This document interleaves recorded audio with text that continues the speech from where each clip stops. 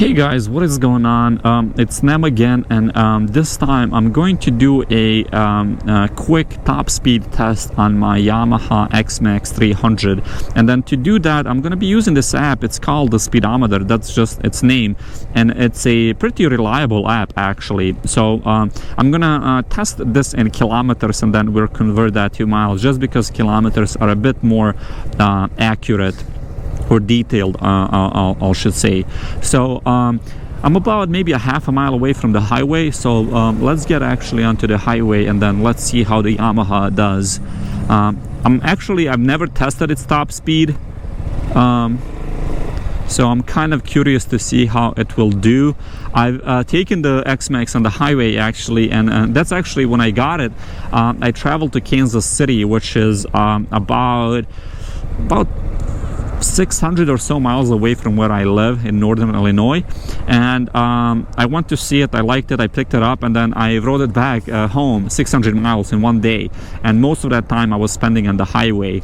So I wasn't trying to test its top speed. I just wanted to get home, but I was cruising at about anywhere between 70 and 75 miles per hour, which is pretty much the speed limit in this area of Midwestern United States.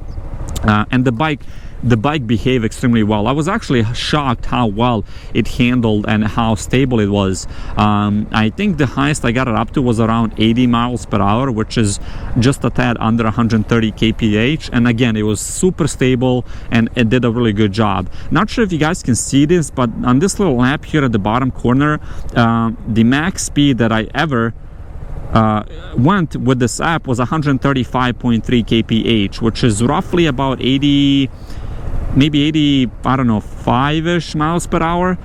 And that's actually when I was testing my Kymco Downtown 300.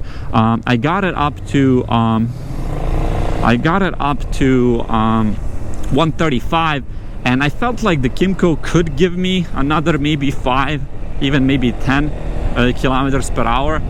I just was kind of nervous because the handling wasn't the best, and the stability as well at those speed was kind of so I just decided to not to push my luck and whatnot. But I got it to 135, and would I recommend you ride a Kymco 135 on a highway? I wouldn't, just because again it didn't feel stable, but it felt good going about anywhere between like 120. At about 130 is when things kind of became, I don't know, they were kind of goofy.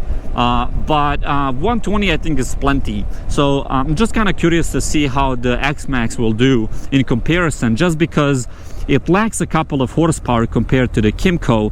I think the Xmax is rated about 27 horsepower versus 30 or so on the Kymco. I don't think Kymco ever actually tells you what the horsepower is, but they say it's around 30, maybe 31 or so. And it feels a bit more, how should I put this, torquey compared to the Xmax. Xmax has this really linear power delivery, which I personally like because it inspires confidence. There's no surprises. You just get on, you go, you get exactly what you're expecting. So I'm gonna get on this highway. It's heading toward Chicago. So the nearest exit is about 3 or so miles. So we'll see actually what I can do. What I can do in those 3 miles, if I can get this thing to about 135. Would be my goal would be to beat that top speed of the Kymco. So we'll see what the odometer says and also what this app says, because I think the odometer is probably about 2 to 3 mph optimistic, but we'll see. Hopefully there's not a lot of traffic, because that's one thing that could slow me down. But again, this is the actual highway, so,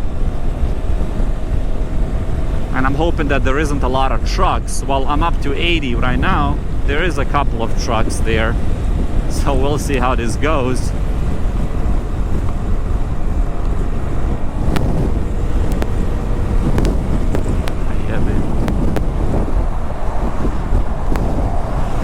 So this truck kind of slowed me down, but that's okay. And I hate being behind the trucks because you get all this wind. So I'm about 100 or so, 105 kilometers per hour. Bike feels extremely stable, zero issues. Let's see if I can overtake these guys.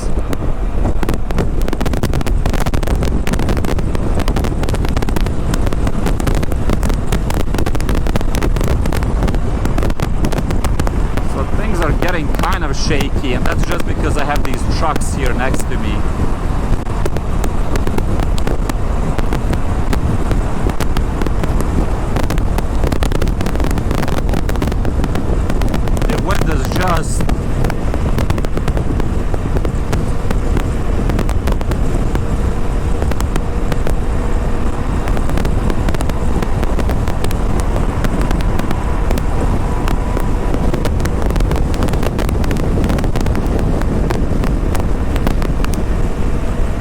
Alright, so this is a bit better.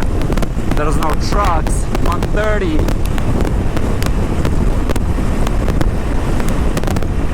$135.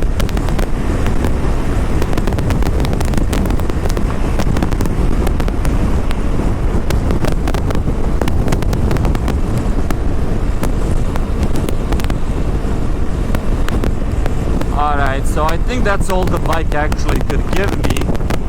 Let's actually see what that was. I'll get out here.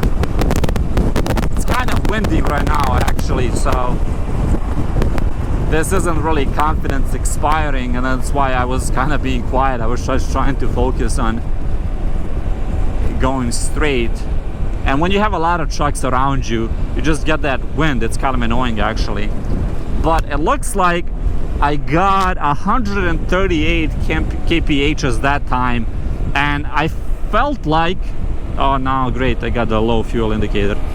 I felt like I could probably get another 5 kphs. Not sure, but I'm not gonna push my luck. So let me just get off this exit. So I'll kind of analyze that top speed, because I think it's telling me 138.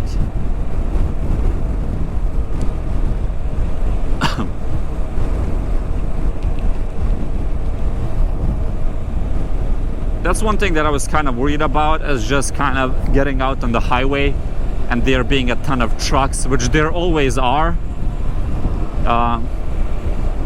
Which can be, again, it can be annoying for me if I'm on a little bike, on a little scooter, trying to test its top speed. Just because when you're behind a truck or even next to it, there's all that wind, all that drag that they're creating. That wind just hits you, and it just kind of moves you around and whatnot. All right, so now I can analyze this. So it's telling me that the max was 138 exactly. So I'm actually curious to see what that is in mph. Let's actually pull up maybe Safari, and then let's see, 138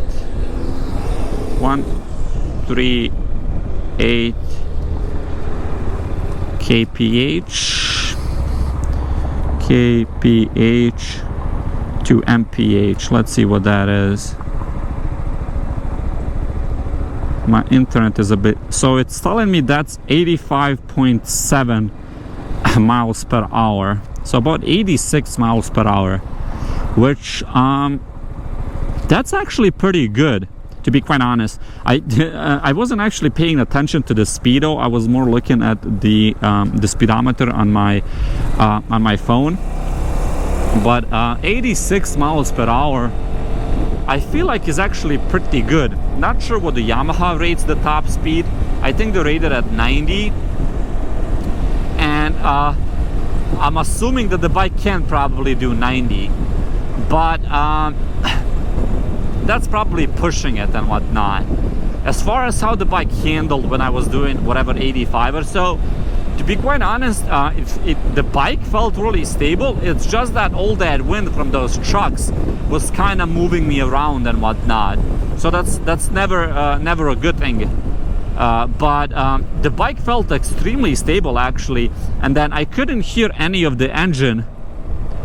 It wasn't whiny, it wasn't super loud and whatnot. And again, there's a lot of wind noise at that speed that's kind of, you know, hitting your helmet and whatnot. But my Kymco, you hear it actually. That wasn't the case on the Xmax, so I'm kind of happy about that. So 138 kphs. That's actually pretty good, to be quite honest.